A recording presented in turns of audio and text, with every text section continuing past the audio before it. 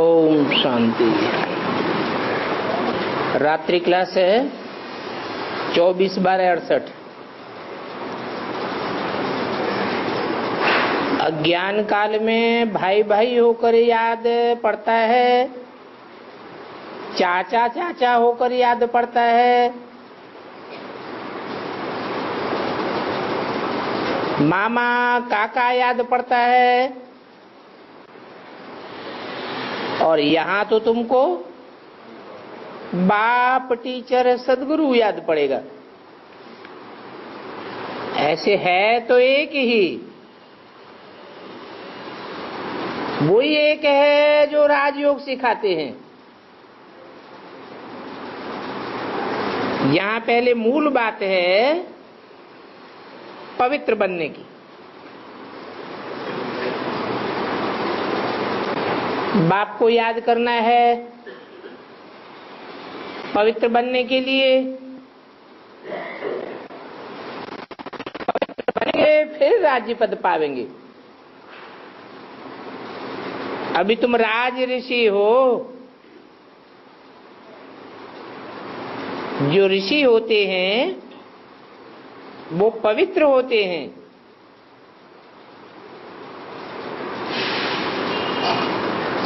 ये बाप भी है, टीचर भी है, सदगुरु भी है। ये ज्ञान तुम्हारी बुद्धि में है और दैवी गुण भी धारण करने हैं। अगर आसुरी गुण होंगे, कोई पर क्रोध किया तो जरूर सदगुरु की निंदा करावेंगे।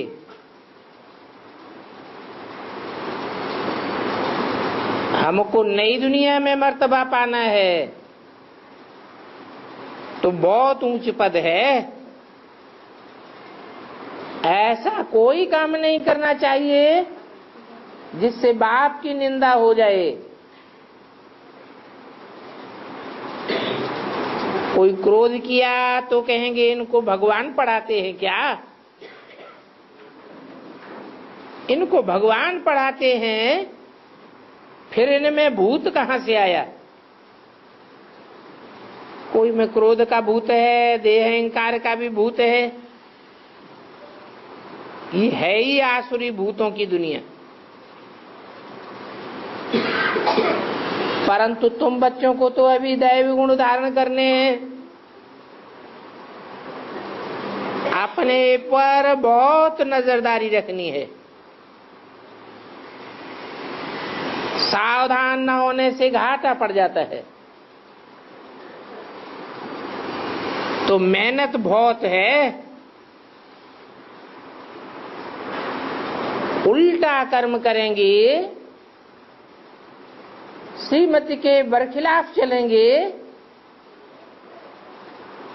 तो जरूर उतर पड़ेंगे। क्योंकि यहाँ उतरना और चढ़ना बहुत होता है। संगम पर ही इतना उतार चढ़ाव होता है।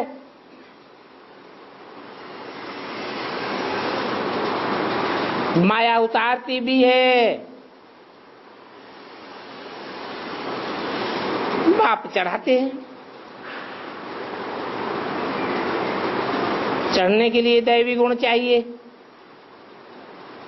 तो कोई से क्रोध नहीं करना है।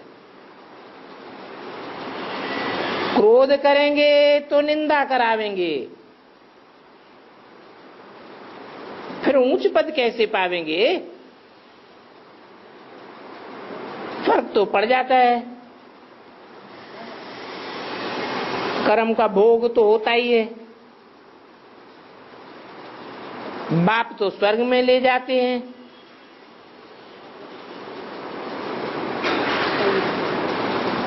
क्योंकि एक बाप ही है जो सदैव स्व स्थिति में रहने वाला है, तो वो ही स्वर्ग में ले जा सकते हैं।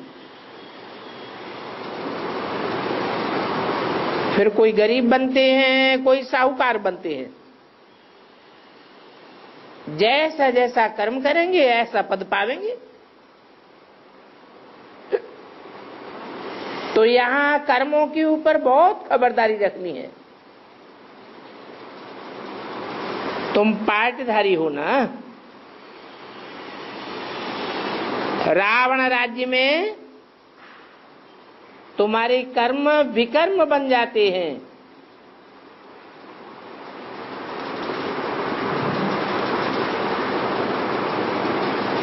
विकर्म अर्थात विपरीत कर्म।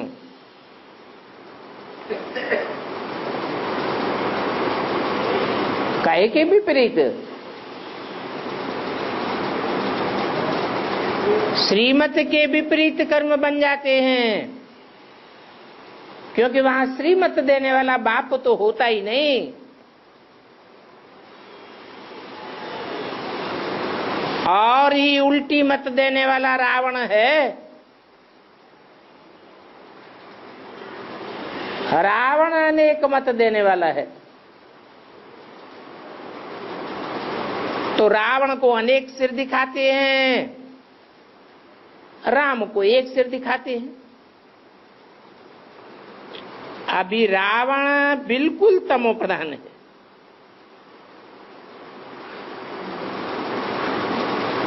सभी से कड़ा विकार है काम विकार। दुनिया में तो अभी क्या लगा पड़ा है। बाप समझाते हैं ये आंखें बड़ी क्रिमिनल हैं। अपन को आत्मा समझेंगे तो आंखों की क्रिमिनल दृष्टि उड़ जाएगी। इसलिए कहते हैं आत्मा आत्मा भाई भाई समझो, क्योंकि शरीर ही नहीं होगा तो विकर्म कैसे होंगे।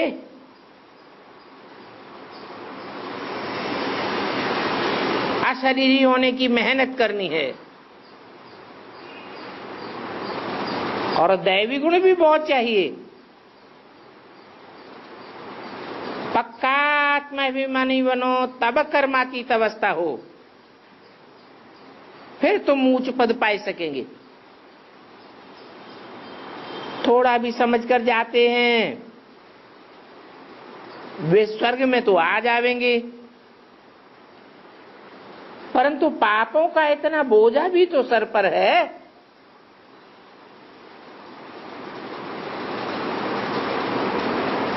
तो इस पढ़ाई में बहुत खबरदारी चाहिए। जास्ती पढ़ेंगे तो जरूर वो जास्ती पढ़ावेंगे और जास्ती उनकी प्रजा बनेगी।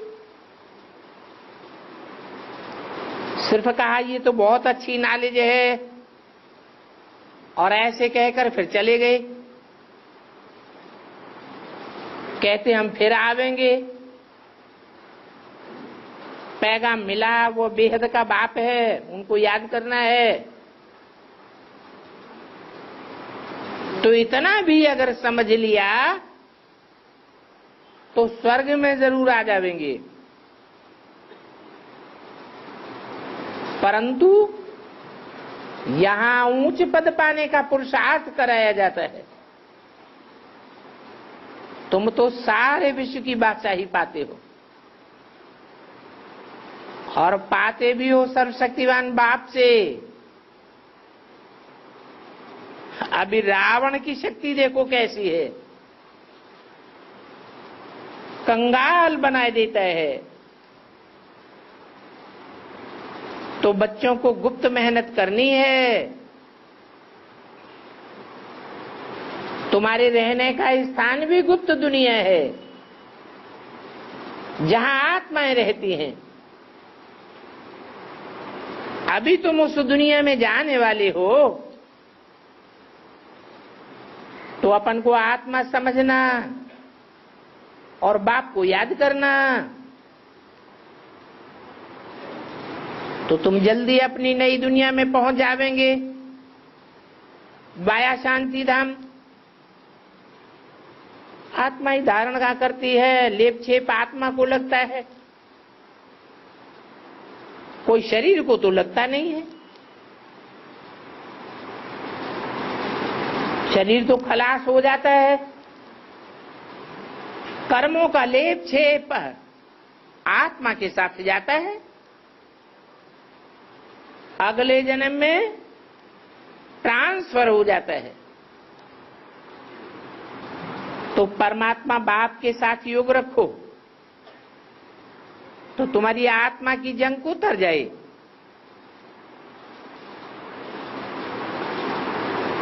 ये अनेक जन्मों के पापों की जंग है। ये सभी ज्ञान की समझने की बातें हैं। बच्चों को सीखने के लिए भी भेजा जाता है तो पहले पहले सिखलाना है हमारा पारलौकिक बाप वो है।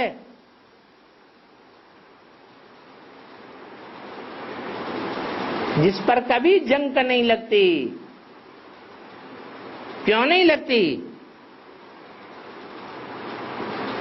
क्योंकि वह जन्म मरण के चक्र में ही नहीं आता, और हम आत्माएं तो जन्म मरण के चक्र में आती हैं।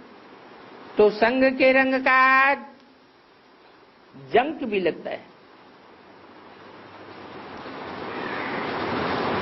तो देखो, लौकिक बाप से भी वर्षा मिलता है, पारलौकिक बाप से भी मिलता है, बाकी अलौकिक बाप से वर्षा नहीं मिलता है। और वर्षा है ही हद का और बेहद का। हद के बाप से हद का वर्षा मिलता है, और बेहद के बाप से अनेक जन्मों का बेहद का वर्षा मिलता है। तो जब इतना बेहद का वर्षा मिलता है तो पुरुषार्थ भी ऐसा करना चाहिए। कोई बात समझ में नहीं आती है तो जरूर पूछो। अपन को आत्मा समझ नाले सुनाते रहो। कोई को भी नाले सुनाते समय देवान में नहीं आना चाहिए। तुम बाप के रूहानी बच्चे हो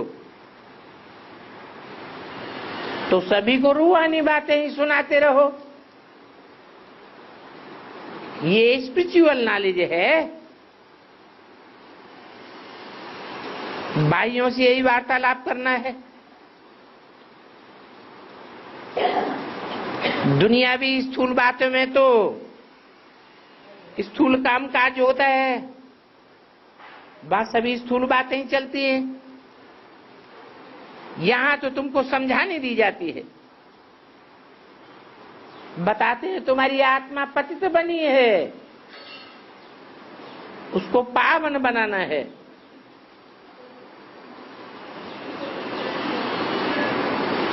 ये मूल पॉइंट है पतित से पावन बनने का। तो पहले पहले बताना है, दो बाप हैं। एक है हद का बाप, वो जिस्मानी बाप है, और एक है हम आत्माओं का बेहद का बाप, परम पिता परमात्मा। उनसे बेहद का वर्षा मिलता है। सतो प्रधानता में सुखो जास्ती रहता है। वो है ही सत्य चित्त आनंद। वो बाप सदैव सात्विक की स्थिति में रहने वाला है।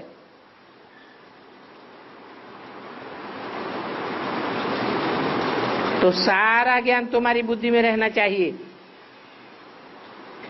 और हम उस बाप के स्टूडेंट हैं, ये बात भूलनी नहीं चाहिए।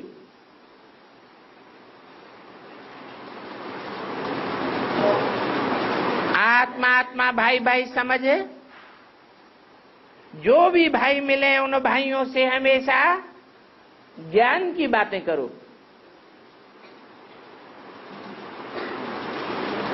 बाप आकर के बेसमझ को बेसमझदार बनाते हैं। अभी तो सारी दुनिया बेसमझ है, तो उनको बेसमझ से समझदार बनाना पड़ता है। इसमें एक है मुख्य याद की यात्रा, उसी से सतो प्रधान बनेंगे। और बाप आकर के सिखलाते ही है, माम एकम याद करो। जितने ज्ञान की धारणा करेंगे तो फिर सतो प्रधान दुनिया के मालिक बनेंगे। ये पढ़ाई फिर तुम्हारा कल्प कल्पांतर चलती रहेगी। कहा जाएगा कल्प कल्प ऐसा ही पुरुषार्थ करते हैं, तो अपने ऊपर बड़ी नजरदारी रखनी चाहिए।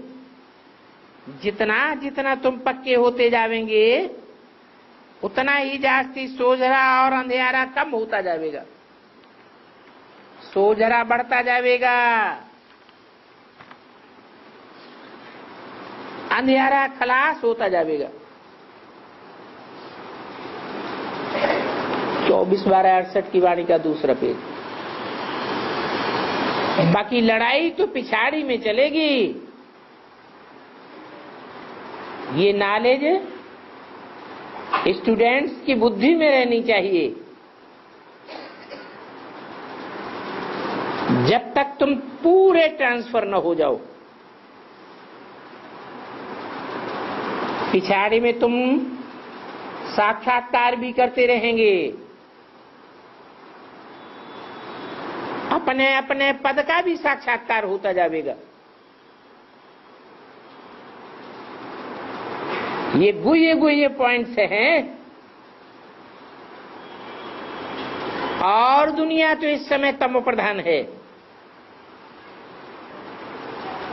नरकवासी से स्वर्गवासी बाप को याद करने से बनेंगे, और जितना याद करेंगे उतना पाप भस्म होते जाएंगे। सतयुग में भी फिर जैसे जैसे समय गुजरता जाता है तो आत्मा की कलाएं कम होती जाती हैं। जैसे मकान पुराना होता जाता है तो ये षष्ठी रूपी मकान है। जब तुम स्टूडेंट्स आपस में मिलते हो तो यही बातें चलनी चाहिए। पूछते रहो, याद दिलाते रहो, बाप याद है, बाप का वर्षा याद है, तो सबको खुशी होगी। तो बाप को इस प्रकार याद करना है, टीचर के रूप में, सदगुरु के रूप में याद करो, दैवी गुण धारण करो। सारी नॉलेज बुद्धि में रहनी चाहिए। तुम समझते हो बाप राजयोग पढ़ा रहे हैं, बाप की इस पढ़ाई से हम मनुष्य से देवता बन जाएंगे। एक बाप में ही ज्ञान है, बाकी तो सब है रावण संप्रदाय। रावण से अज्ञान आता है, अर्थात भक्ति आती है। तो तुम्हारे पास भी ज्ञान की बातें रहनी चाहिए, औरों को भी पढ़ाना चाहिए। फिर पढ़ने वालों में नंबरवार ग्रेड्स तो होंगे ही। अगर कुछ गफलत की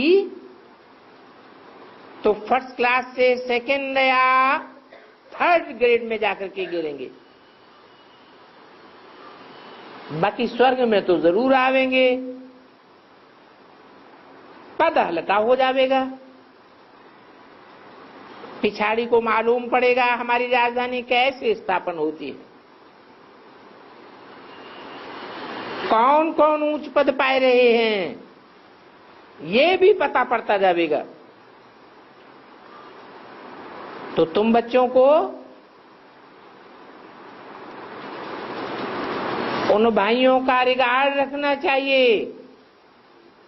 जो अच्छी पढ़ाई पढ़ते हैं, उनका रिगार्ड जरूर रखना है। ये तो जानते हो कि जैसा ऑफिसर होता है वैसा उसका रिगार्ड भी होता है। गाया भी जाता है सर्वगुण संपन्न 16 कला संपूर्ण संपूर्ण अहिंसक गाया जाता है ना। तो सभी गुण अपने में धारण करने हैं, फिर तुम नंबरवार बहुत मीठे बन जावेंगे। ऐसे भी नहीं कि कोई चमाट लगावे तो तुम चुप रहो।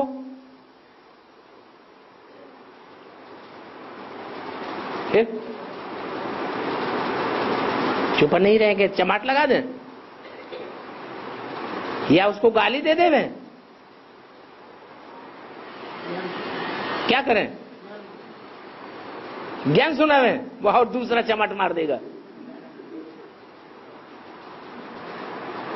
परंतु बाप कहते हैं तुमको कोई चमाट लगावेंगे ही नहीं अगर तुम अव्यक्त स्टेज में रहेंगे, क्योंकि तुम तो सुख देने वाले हो ना। कोई से कोई भी प्रकार का झगड़ा आदि करने की दरकार ही नहीं।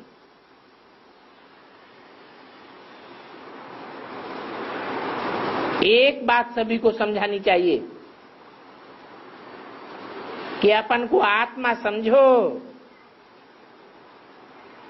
आत्मा ही संस्कार धारण करती है। पतित पावन बेहद के बाप को याद करो तो तुम पावन बन जावेंगे। तुम तो बाप का पैगाम देने वाले पैगंबर हो, बाप की मैसेज देने वाले मैसेंजर हो, सुखधाम और शांति धाम का रास्ता बताने के लिए।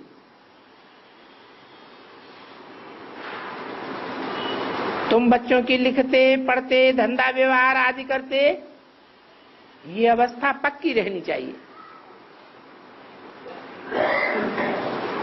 तुम बाप का परिचय झट किसी को दे सकते हो। बाप आते ही हैं नई दुनिया स्थापन करने। बाप के सिवाय और कोई भी मनुष्य मात्र, चाहे महान से महान धर्म पिता ही क्यों न हो, नई दुनिया नहीं स्थापन कर सकते। वो धर्म पिताएं आते हैं तो दुनिया और ही पुरानी होती जाती है, दुख बढ़ता जाता है। तो झट तुम कोई को घड़ी घड़ी ज्ञान दे सकते हो, बहुत सहज बात है। पूछो, तुम मानते हो कि परमपिता परमात्मा पतित पावन है? उस पतित पावन बाप को जानेंगे, जानकर याद करेंगे तो तुम जरूर सतो प्रधान बन जावेंगे। चलते फिरते भी तुम कोई को ज्ञान दे सकते हो। इतनी सहज नॉलेज है, रेल में भी बैठ करके समझाओ। ये बेहद का बाप है जो स्वर्ग का राज भाग देते हैं। ये स्वर्ग का राज भाग कोई भी मनुष्य मात्र नहीं दे सकता। मनुष्यों को नरक कहा जाता है। नरक क्या बनावेगा? नर तो जरूर नरक बनावेगा। भगवान बाप आकर के नरक को नारायण बनाते हैं। वो बेहद का बाप है जो स्वर्ग की बादशाही देते हैं। फिर जिनकी तकदीर में होगा वो जरूर आकर सुनने की कोशिश करेंगे। तो ऐसे ऐसे सर्विस में लगते जाओ तो तुमको खुशी बढ़ती रहेगी। बाप कहते हैं बहुत जन्मों के अंत में ये पतित फिर पुरुषार्थ करते कहते ये पावन बन जावेंगे। अच्छा, ये रूहानी रास विलास है। रूहानी बाप दादा का याद प्यार, गुड नाइट और नमस्ते। अगला रात्रि क्लास है 25/12/68।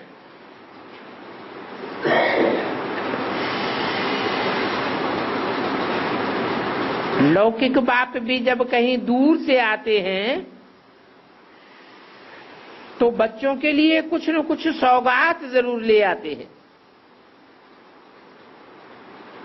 और ये तो बेहद का बाप है, बेहद के घर से आते हैं। वो तुम्हारा बेहद का घर है, बहुत दूर से आते हैं। बच्चे जानते हैं कि बाबा हमको विश्व की बादशाही की सौगात देने आए हैं। तो बाप सौगात लेकर आते हैं तो बादशाही तो मिलनी ही है। फिर उसमें है नंबरवार पद। कोई राजा बनते हैं, कोई रंक बनते हैं। ऐसे नहीं नरकवासी कोई दूसरे बनते हैं। जो स्वर्गवासी बनते हैं वो ही फिर बाद में नरकवासी बनते हैं। स्वर्गवासी पूज्य, फिर वही नरकवासी पुजारी।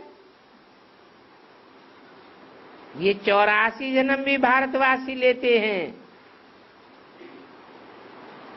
और देश में रहने वाले जो भी आत्माएं हैं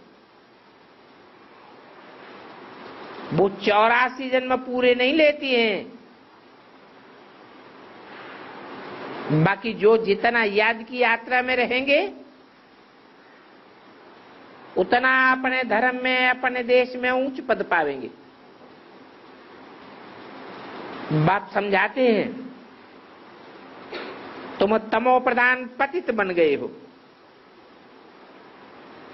परंतु सीधा सीधा किसी को ऐसे नहीं कहना है। सीधा कहेंगे तो उनको गुस्सा आ जाएगा।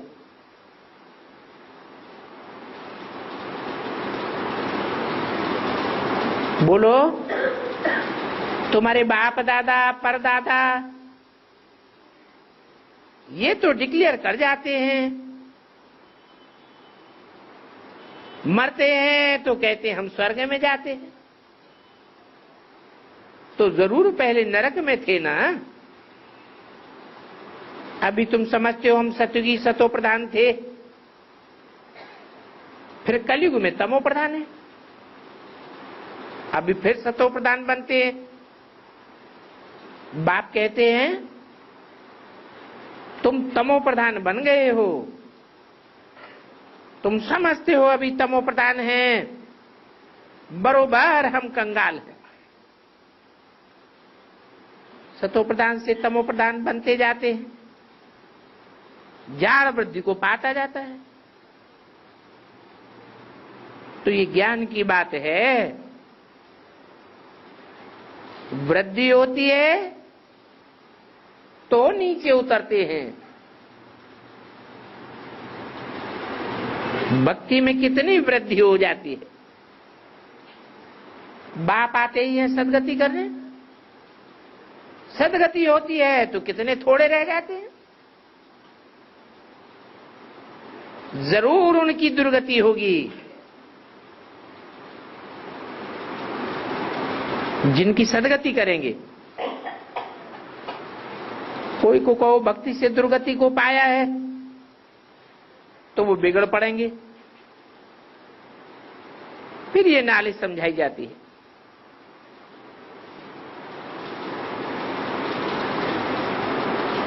कोई को कहा जाता है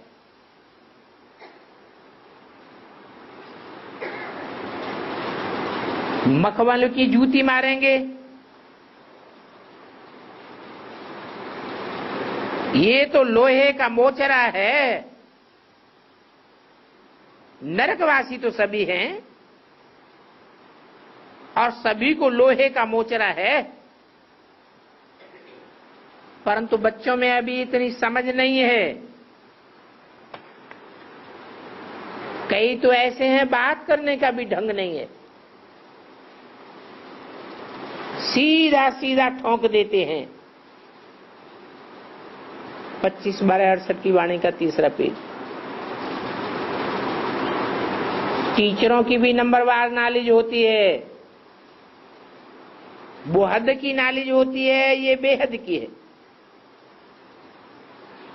बाप तुम टीचर्स को पढ़ा रहे हैं,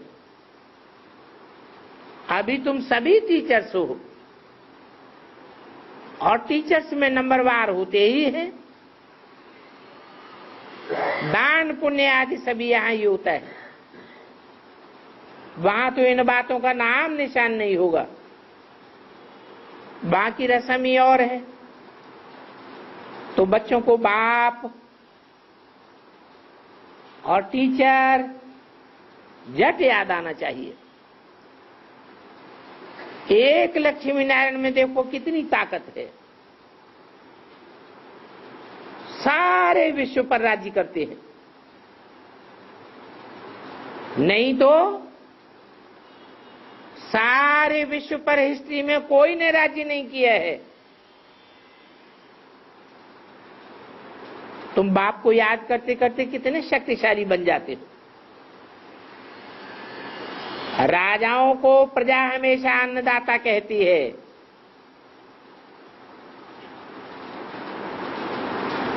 कौन से अन्न की बात है?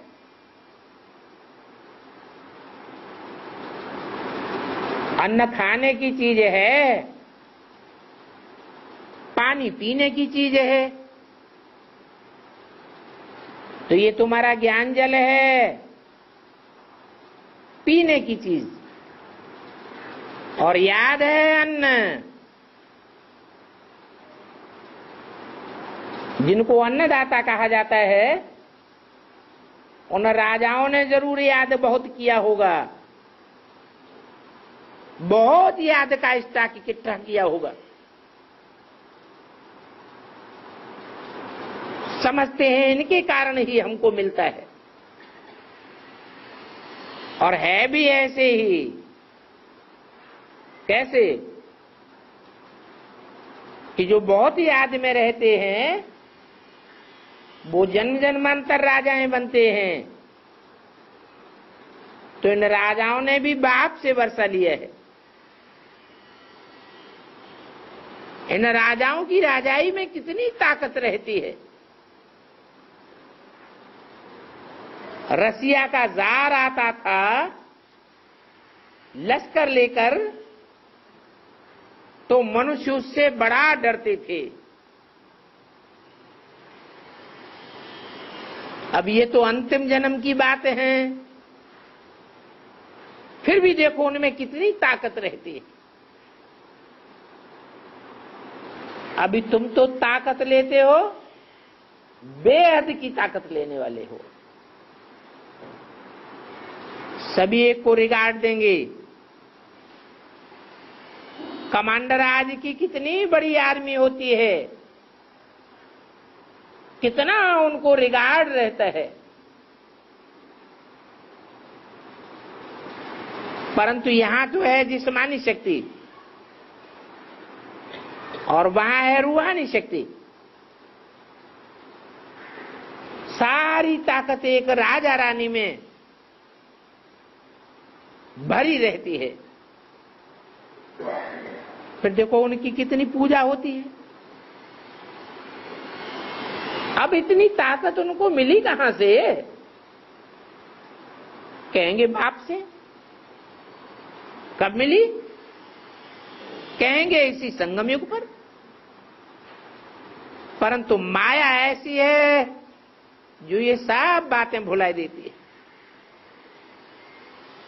इतना विचार सागर मंथन कोई का चलता नहीं है।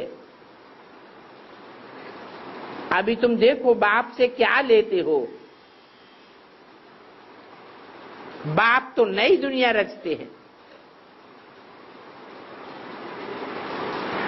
पुरानी दुनिया की तो स्थापना कब होती ही नहीं है। जरूर नई दुनिया की स्थापना करेंगे, सो कर रहे हैं, सो तुम भी जानते हो। दुनिया तो जरा भी नहीं जानती है, और तुम भी इस जन्म में आकर सीखे हो। वो हठ योगी तो हठ करेंगे, तुमसे लड़ेंगे, झगड़ेंगे, बहुत बिघन डालेंगे। उनके बिघन डालने से बांधेलियां कितने पुकारती हैं।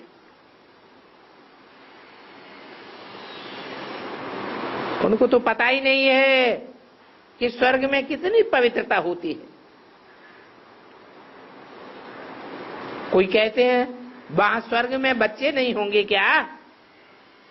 अरे वहां बच्चे तो होंगे, परंतु वहां विकार की तो बात ही नहीं है। ऐसा कोई विपरीत कार्य नहीं करते हैं जो श्रीमत के बरखिलाफ हो। दुख देने की कोई बात नहीं होती वहां। योग बल से विश्व की बादशाही ले सकते हैं तो बच्चा क्यों नहीं पैदा कर सकते? बाप से योग बल प्राप्त करते हो, जो योग बल तुम्हारा 21 जन्मों तक चलता है, तो जरूर आस्ते आस्ते कम होता जाता है। जो भोगी बनते हैं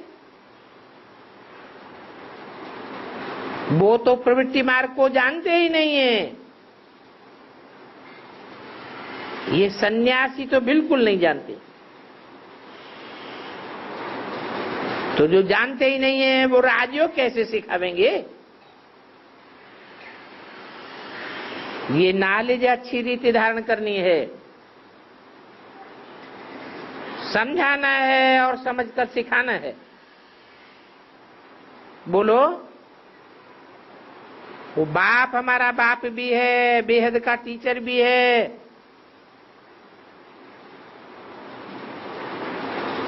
और टीचर से पढ़ाई पढ़कर जो टीचर नहीं बनेंगे तो उनका पद कम हो जाएगा।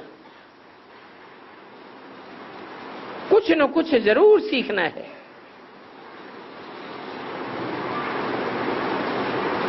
खास नेपाल में छोटे छोटे बच्चों को भी शिकार करना सिखलाते हैं।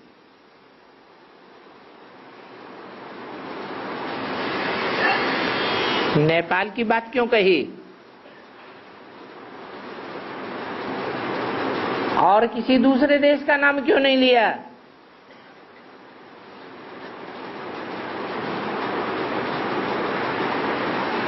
उसका नाम ही है नेपाल, नई दुनिया की पालना करने वाले। वो तो है हद का नेपाल, जो पहाड़ों की ऊंची स्टेज पर भी बसा हुआ है, जहां रुद्राक्ष के मणके तैयार होते हैं, पैदा होते हैं।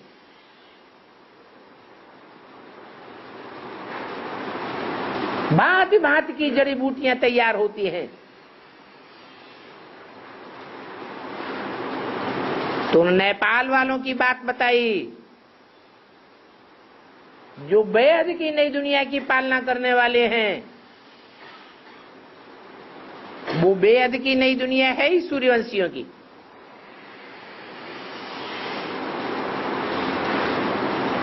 उनके लिए बताया कि जो छोटे छोटे ज्ञान में आने वाले नए नए बच्चे हैं, उनको भी ये शिकार करना सिखाया जाता है कि कैसे दूसरों को समझावें,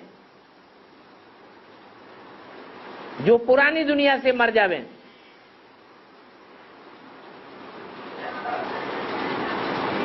तो नेपाल में बत्तख, मुर्गी या कुछ न कुछ जरूर मारना सिखाते हैं। पहाड़ों को भी मारते हैं, फिर उनका महाप्रसाद समझते हैं। ये सभी ड्रामा में नूद है। वो तो हिंसा करने वाले नेपाली हैं, तुम तो बेहद के नेपाली हो, हिंसा की बात ही नहीं।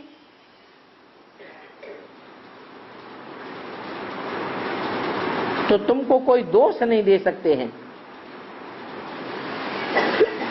समझाना होता है कि ड्रामा कैसे चलता है। तुम जानते हो ये अनादि अविनाशी ड्रामा बना हुआ है,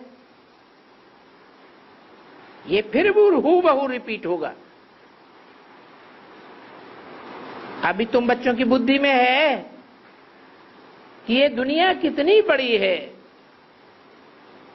क्या क्या कैसे कैसे मोटरें हैं, एक एक कार 15 लाख रुपए की। और तो तब की बात, अब तो करोड़ों की भी कारें हैं। स्टील की ऐसी कार बनाते हैं जो गोली भी अंदर नहीं जा सकती। वो कार का मिसाल क्यों दिया है? बेहद में कार क्या है? ये शरीर ही बेहद की कार है। ये बेहद की दुनिया तैयार हो रही है। यहां भी कोई कोई आगे चलकर ऐसी ऐसी बेहद की कारें तैयार होंगी जिनको गोली लग नहीं सकती।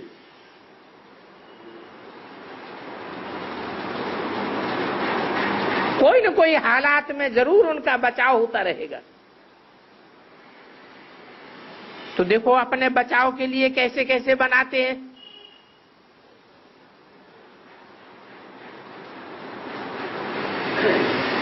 अब वहां नई दुनिया में तो ऐसी कोई बात होती नहीं है। ये तो सारी इस दुनिया की बातें हैं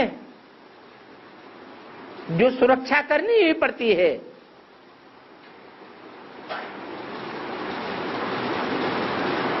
जिनके पास स्टील की कार होती है तो बहुत निडर होकर के घूमते हैं। तुम बच्चे ने भी निडर बन जाएंगे।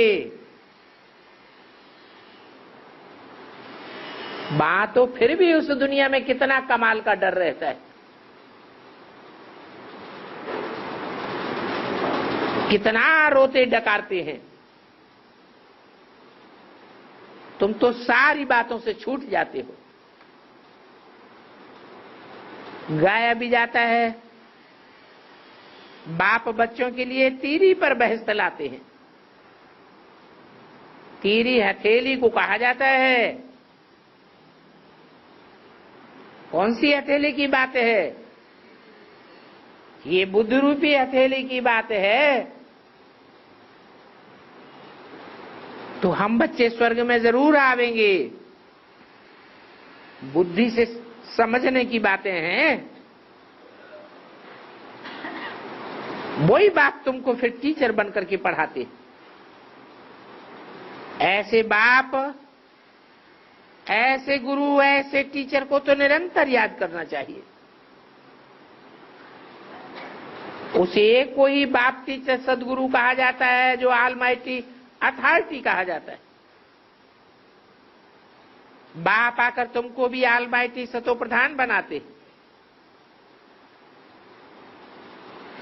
माया भी ऑलमाइटी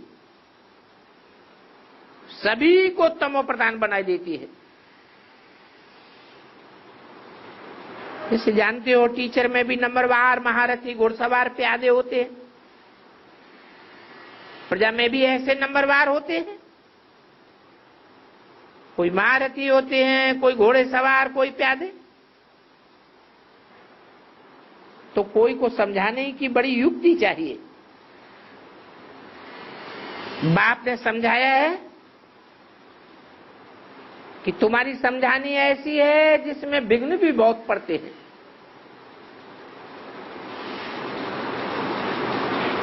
मारा मारी ये सब गफलत से होती है। तुम बच्चों को तो ये मारा मारी का सामना भी नहीं करना है, बहुत शांत में रहना है। तुम्हारा बाप शांति का सागर है तो तुमको भी ऐसा ही बनना है।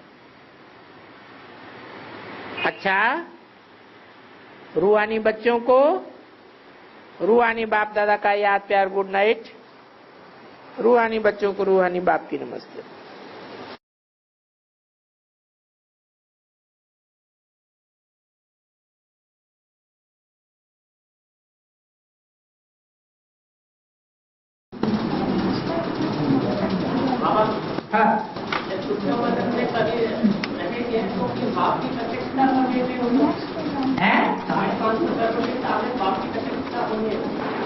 जो जो सूक्ष्म वतन में जाते हैं उनकी आंखें खुल जाती हैं, क्योंकि जब तक शरीर के बंधन में है तो गलतफहमियां ज्यादा होती है, उतना आत्मा में शक्ति नहीं होती है। बंधन में बंधे होने के कारण वो आत्मा ऊंची स्टेज में नहीं उड़ती है, अज्ञान ज्यादा होता है। और सूक्ष्म वतनवासी आत्माओं में उतना अज्ञान नहीं रहता है, वो तीव्र गति से ज्ञान को पकड़ती है। और है जो भी को भी पार्टिसिपेट करेंगे, धोबी का पार्ट है, धोबी को भी पार्टिसिपेट करेंगे, ऐसा पॉइंट है मुरली का, उसको पद्धति कहेंगे लोभी, जैसे काम लोग लोभी और मोही को भी पार्टिसिपेट नहीं करेंगे। ठीक है, क्रोधी लोभी मोही को पतित नहीं कहेंगे, सिर्फ कामी को ही पतित कहा जाता है। हाँ, तो फिर बाबा और एक बार नाव करने के बराबर कहा है। हाँ, तो फिर आखिरी जन्म में प्रजापिता वाली आत्मा वो किस आधार से उनको पतित कहा गया? किस आधार से पतित कहा गया? तो पतित करने में प्रवेश करता हूँ, ऐसे कहा है। मन बुद्धि के आधार पर पतित कहा गया। तो फिर बाबा अभी तो बताया कामी को ही पतित कहा जाता है। कामी को ही पतित कहा जाता है। अरे भाई, जब कोई उपन्यास ज्यादा पढ़ेगा, गंदे गंदे उपन्यास, और फिल्म ज्यादा देखेगा दुनियावी, तो मन में काम विकार के संकल्प ज्यादा चलेंगे कम चलेंगे? बोलो। बाबा यहाँ पतित, अरे हमारी बात बताओ पहले, हमारी बात जो पूछी गई सो बताओ। तो वो तो बुद्धि की बात है। तो बुद्धि की बात है, तो बुद्धि के आधार पर ही बताया पतित। बाबा ने बताया जब बुद्धि जो है नीची जगह में गड्ढे में लगी रहेगी तो पतन ज्यादा होता है, या गृहस्थी लोग जो प्रैक्टिकल में गड्ढे में जाते हैं वो ज्यादा पतित होते हैं। सन्यासी त्याग तो कर देते हैं, लेकिन उनकी बुद्धि कहाँ लगी रहती है? उसी गड्ढे में लगी रहती है। तो जब उनकी बुद्धि लगातार लगी रहेगी तो पतित सन्यासी हुए या गृहस्थी हुए? तो आत्मा के लिए पतित और पावन कहा जाता है। बाबा ऐसा कह सकते हैं, पतित बुद्धि में प्रवेश करते, फिर वही पतित बुद्धि। में कहा है तो ये शरीर की बात। जब आत्मा पतित बनती है तो शरीर की कर्मेंद्रियों से भी क्षरण जास्ती होता है। भले शादी नहीं हुई है तो भी कुमार, इस बात तुम भी तो कुमार हो, जानते हो, कि रोज लीकेज होता है कि नहीं होता है कुमारों का? जिनके शादीशुदा कहे जाते हैं पुरुष, उनको ज्यादा लीकेज होता है या कुमारों को ज्यादा लीकेज होता है? किसको ज्यादा लीकेज होता है? कुमारों को ज्यादा होता है। क्यों? क्योंकि बुद्धि मंथन में मन मत है, उसका नाम ही है, उस विकार का नाम रखा है संस्कृत में मन मत है।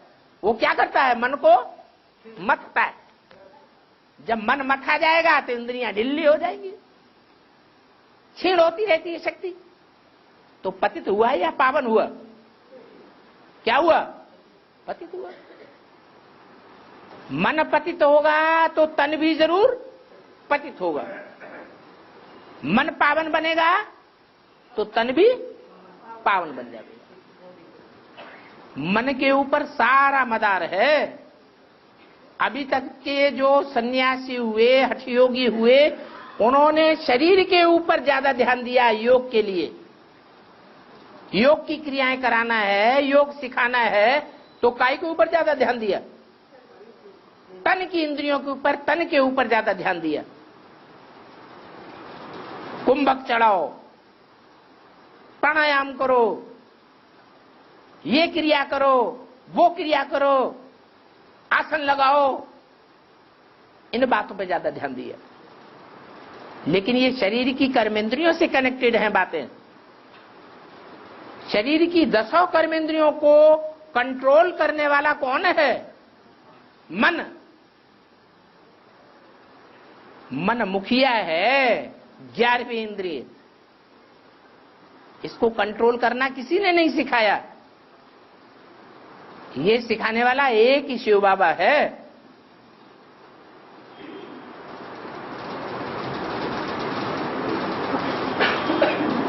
और वो मन को कंट्रोल करना सभी को सिखाता है।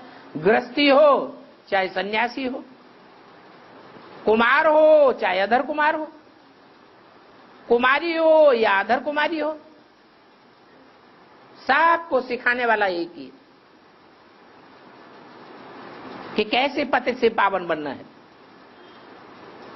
इतना सहज रास्ता आज तक किसी ने बताया ही नहीं। लेकिन सहज है उनके लिए जो अंदर बाहर साफ दिल हैं, अंदर से एक और बाहर से दूसरा भरा हुआ है। तो बगुला भक्त को वो प्राप्ति नहीं होती है। इसलिए बोला,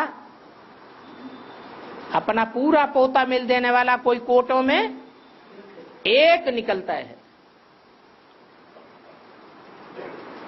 और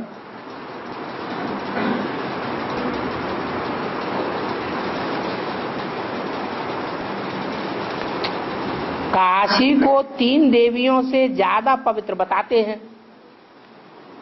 तो 3 देवियों में लक्ष्मी भी आ जाती है, परंतु जो काशी है वो रुद्रमाला का मणका है। और बाबा बोलते हैं कि राजाएं, भारत के राजाएं अपवित्र होते हैं और रानियां पवित्र होती हैं। तो फिर काशी नगरी राजा होकर के पवित्र हुई, ये कैसे? अरे जब राजा थी तब चोला कौन सा था? दुर्योधन दुशासन। अभी कौन सा चोला है? अभी तो स्त्री चोला है ना। दुर्योधन दुशासन थोड़े ही है। फिर दूसरी बात, राजाएं अपवित्र तो होते हैं भारतीय, लेकिन सब एक जैसे होते हैं या कुछ अंतर होता है 5 उंगलियों में?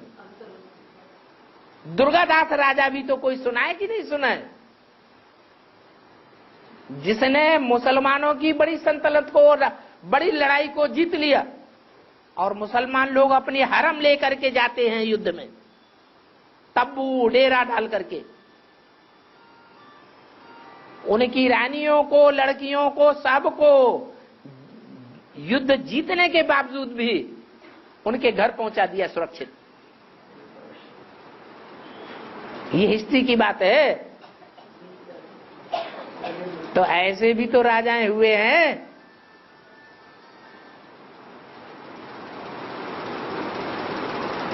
तो पवित्रता में अंतर नहीं है।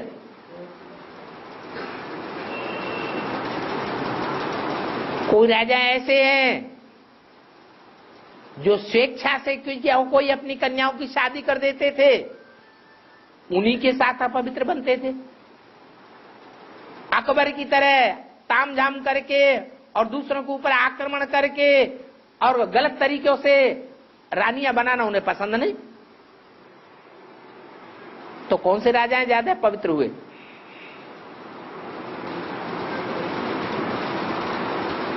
चरित्रहीन किसे कहा जाएगा और चरित्रवान राजा किनको कहा जाएगा? रानियां तो राजा रखते थे, दोनों प्रकार के राजाएं रानियां रखते थे, ढेर की ढेर। लेकिन चरित्रवान कौन से और दुष्चरित्र कौन से है? अरे इतनी सी बात समझ में नहीं आई?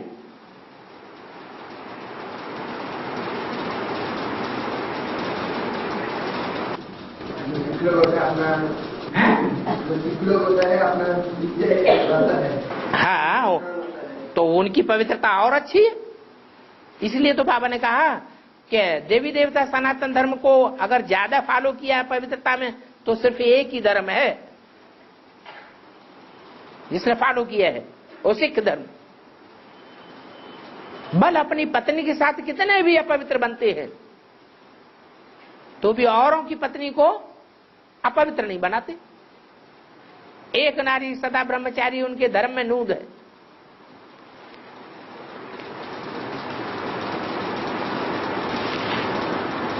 और ओम शांति।